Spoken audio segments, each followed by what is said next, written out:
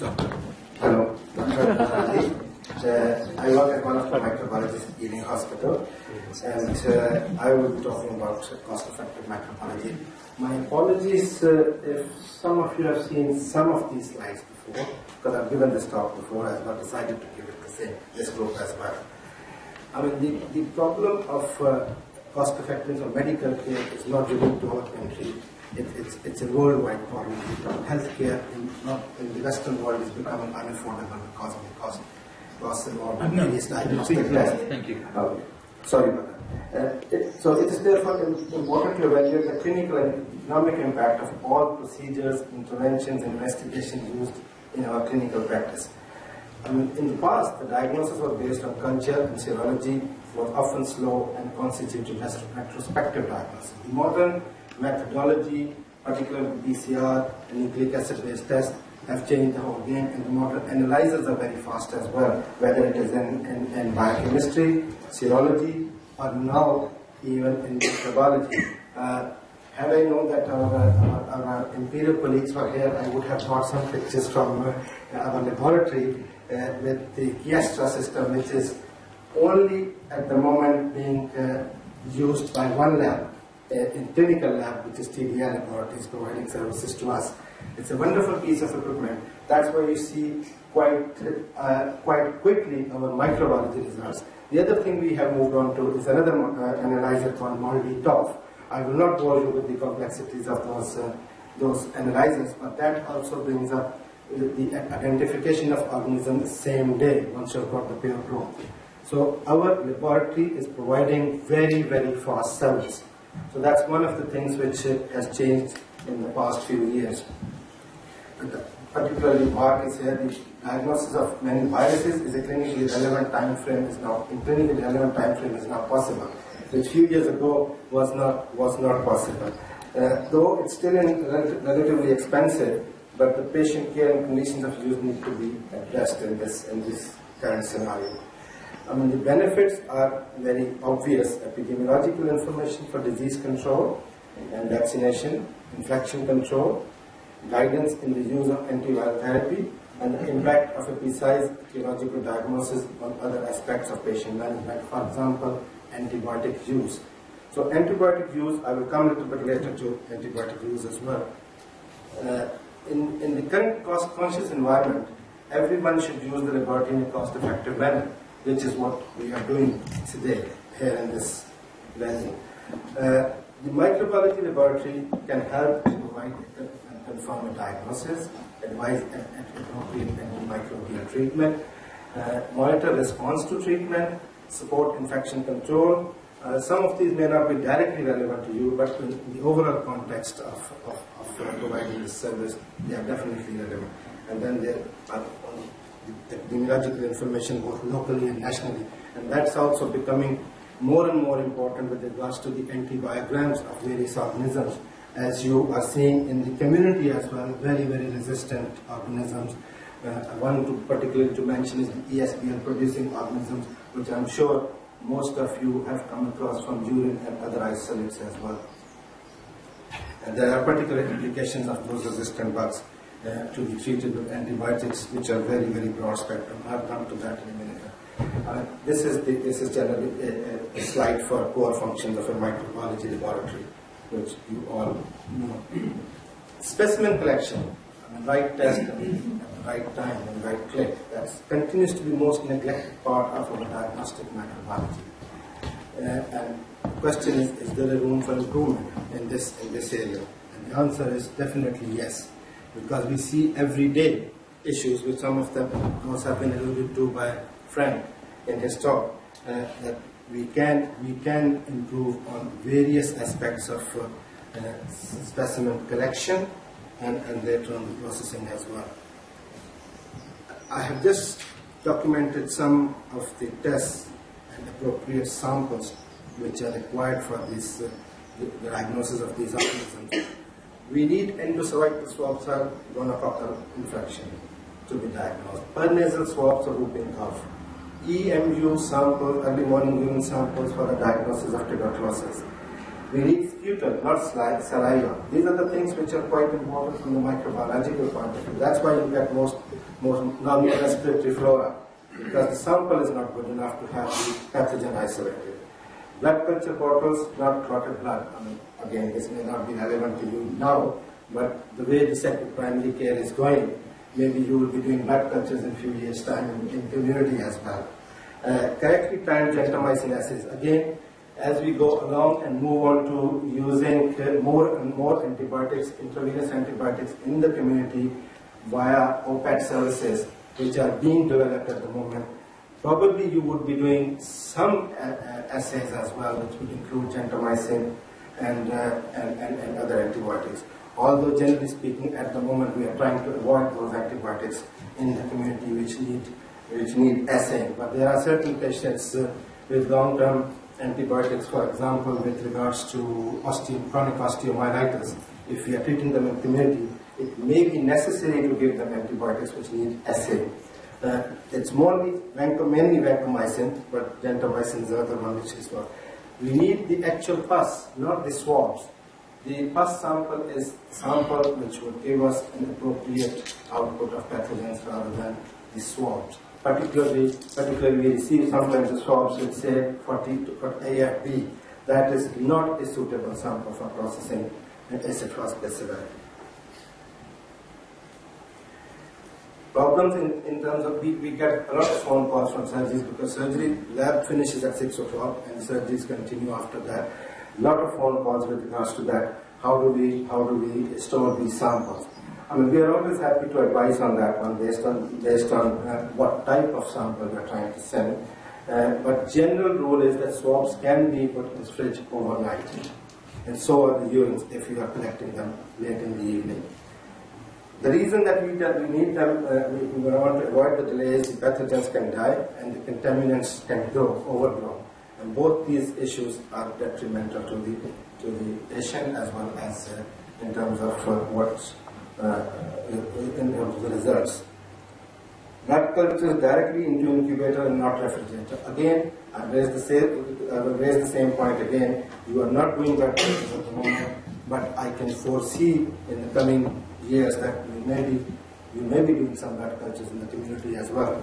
CSF straight to lab, this is relevant from a primary care point of view. Don't put an entire surgical specimen into formalin. Again, at the cost of repetition, if you start doing small surgeries and start sending samples to histopathology in formalin, that is what is not required by microbiology, because if you put the sample in formalin, everything dies. And this happens from theatre a lot with us. They will put the sample in formalin and later on ask for microbiology results, which is practically impossible. Again, some of these samples, the same thing I've just mentioned. With regards to throat swab, to make a good sample, make the patient gag. That's how you get a good sample. Just a superficial swab is not going to give us a decent result from the throat swab, which is a simple sort of sample which is sent to the lab. Labeling specimens and infection control. Please be considerate to lab staff. Frank has mentioned that in his talk as well. Label hazardous samples, specimens appropriately. Don't send specimens to lab without proper packing. Leaking or blood-stained specimens are not acceptable. And recently, there's one thing I wanted to mention in particular.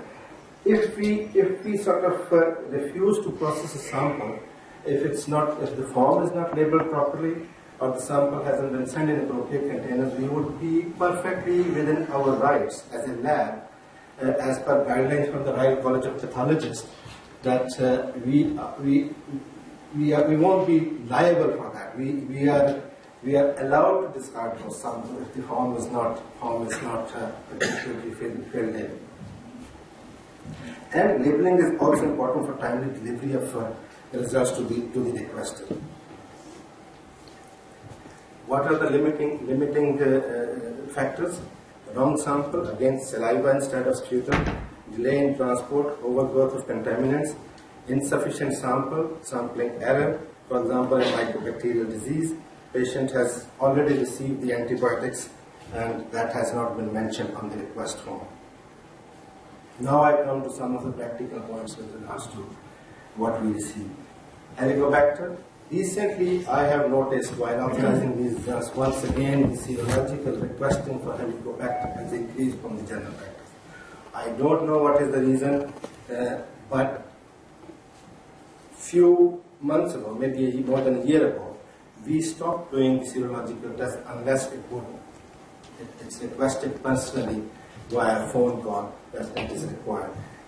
The reasons are following. Urea breath test detects the current infection. Most accurate pre and post treatment test. And sensitivity, as mentioned, there is and specificity is 95%. That's not done in every patient. Stool Helicobacter antigen test is the next one which would give you a decent diagnostic picture. It detects current infection. It's medium cost. A small stool sample is enough for getting the result, and its sensitivity and specificity ranges in sort of 97%. Blood serology in plain tube is low cost. It does not differentiate between active and past infection. Therefore, it is not of much use to you as well. It's less accurate than urea breath test or stool test. It's low sensitivity. So do not use in elderly, children or post-treatment. Useful when other tests may be negative. For example, in patients with acute GIB or on antibiotics. That's the only area where this is a useful test. We would like you to send stool sample for Helicobacter testing. Near patient serology tests are not as accurate, so do not use them. There are a lot of them on the market. Do not perform UBT on stool antigen test within 2 weeks of PPI or 4 weeks of antibiotics, as the drugs suppress bacteria and may lead to false negative results. So this is one of the practical points which I have seen recently on the increase that the serum sample is being sent. Urine culture.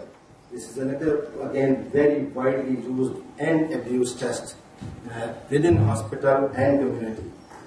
I have mentioned some important points. Women and men greater than 65 years do not send urine for culture in asymptomatic elderly with positive lipsticks. The other thing which I want to mention here is most of the urine samples received from community and within hospital are always labeled MSU.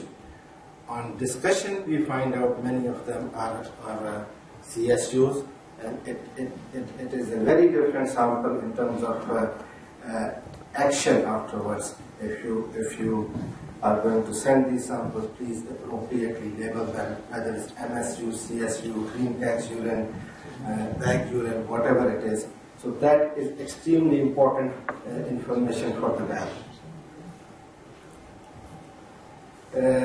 Only send urine for culture if 2 or more signs of infection are present in these patients, especially dysuria or fever greater than 38 degrees. And you can tell yourselves that how many of these samples we receive in the lab. You are the ones who are sending these samples. There are a lot of samples from these asymptomatic patients which are received in the lab. And when you find out that there are organisms grown from these organisms, the implication is there is a phone call generated. Either these patients are treated unnecessarily, or you have to pick up the phone and find out about the significance of their host isolates. I'll just put in red the next point. Treating does not reduce mortality or prevent asymptomatic episode, but increases side effects and antibiotic resistance. Again, I've just mentioned catheters, and this is what I suggest, what I've written in red. Do not treat asymptomatic bacteriuria in those with indwelling catheters. And there are a lot of reasons. Bacteria are very common. They are colonized with coliforms, these samples. Treating this group with antibiotics does not reduce mortality or prevent symptomatic episodes, but increase side effects and antibiotic resistance. There are certain points when you can send samples from these patients, and one of them is when there are systemic infections. If they're systemically unwell, then exclude the other sources of infection. Check that the catheter drains correctly and is not blocked, consider need for continued catheterization. I always recommend trial without catheter, which sometimes on discussion is possible. If the catheter has been in place for more than 7 days, consider changing it before when starting antibiotic treatment. Do not give antibiotic prophylaxis for catheter changes unless history of symptomatic UTIs due to a catheter. This is quite common, and when people change catheter, either they give gentamicin in the hospital setting or cephalosporins in the community setting. Other indications of sending a urine for culture. Pregnancy, if symptomatic, for investigation of possible UTI. Failed antibiotic treatment of persistent symptoms. E. coli with extended spectrum beta-lactamase enzymes. This is what is generated a lot of phone calls from my GP colleagues, i.e. yourselves, in terms of treatment and advice. We are thinking of putting some comments in when we send out these results, and we're working on those at the moment to facilitate the interpretation of the results without picking up the phone. But it's an important area, and we are seeing more and more ESBL producing organisms from the urine samples from community. And the issue is that these patients are otherwise just simple UTI. This is not a complicated UTI patient, and it is the antibiotic required to use in these patients is a very, very broad spectrum antibiotic, which belongs to a group of carbapenems. Although some of you might have noticed that I have discussed with you and written a prescription myself for an antibiotic called phosphomycin, which is not available in community to prescribe, and that has worked, and we are, I think, unique in this aspect in the country that only few places are using this antibiotic. We're thinking of writing up a paper as well with regards to that phosphomycin, 500 milligrams TDS. And the reason is this is an oral option to be used in community, as opposed to the carbapenems, which are only available in parenteral form, and they are very expensive and extremely broad spectrum, generating more resistance in there. So this is something to take note of. With regards to SWAB and ulcer, infection legacy is diagnosed on clinical signs. Pain, swelling, enlarging size, pus, redness around the ulcer, cellulitis, smell, blackening of margins, all these are signs of infection. If some of these are present, only then send a SWAB. Chronic ulcers do not need sending a SWAB to the laboratory. They will invariably grow some organisms which are colonizers, and most of these colonizers are either coliforms or enterococci. In some settings, it may be pseudomonas and sometimes other bugs as well, like a Helicobacter. Intention to treat is another reason to send a sample, as sensitivity results of likely antimicrobial choice. But intention to treat should depend upon, again, on these signs and symptoms of infection. Colonization of ulcers, I've already mentioned, more than 90% of chronic leg ulcers are colonized, usually with your body's own flora, autoflora, and vitamin red and gold. No antimicrobial treatment is required for that. So this is again one of the most abused samples which we receive in the lab, hence it is on this list. Bacteria and healing rates of ulcer, any evidence of adverse effects in this situation? How to take a swab. This is quite important. Remove any slug, look for most diseased area of the ulcer, roll over the swab for a few times so the cotton is soaked in the exudate from the ulcer, place swab in a transport medium, and this swab should be taken from the deepest part of the ulcer, the crater of the ulcer, and the best swab is if you push so hard that it starts bleeding. Only then we will get a decent result from those ulcers. Otherwise, you will pick up the contaminants from the top. Standard information for the laboratory is this patient on antimicrobial therapy. People used to write this information, but gradually this has gone out of practice. The clinical information is not there. The relevant clinical information is not there. If the patient is on antibiotic, which one? Any allergies that would be useful in helping out, either restricting the antibiotics which we release for you, or releasing more antibiotics as well. If you mention that patient is penicillin allergic and we have isolated a group B strep or group A strep, then I will probably restrict penicillin and release the appropriate sensitivity for you. There is no uniform policy in SWABs. Many unsuitable samples received in lab. Not to take SWAB is not an option at all for you people, but anyway, I'll leave that. This is an expensive, like many other tests, expensive test, waste of resources.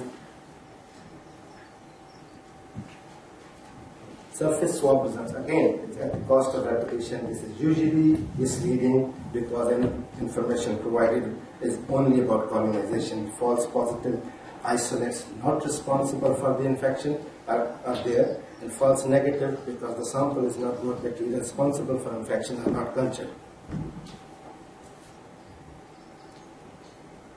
I will leave the treatment of clinically infected ulcers because that's another day.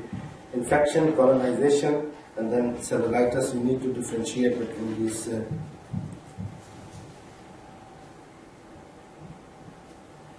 Thank you.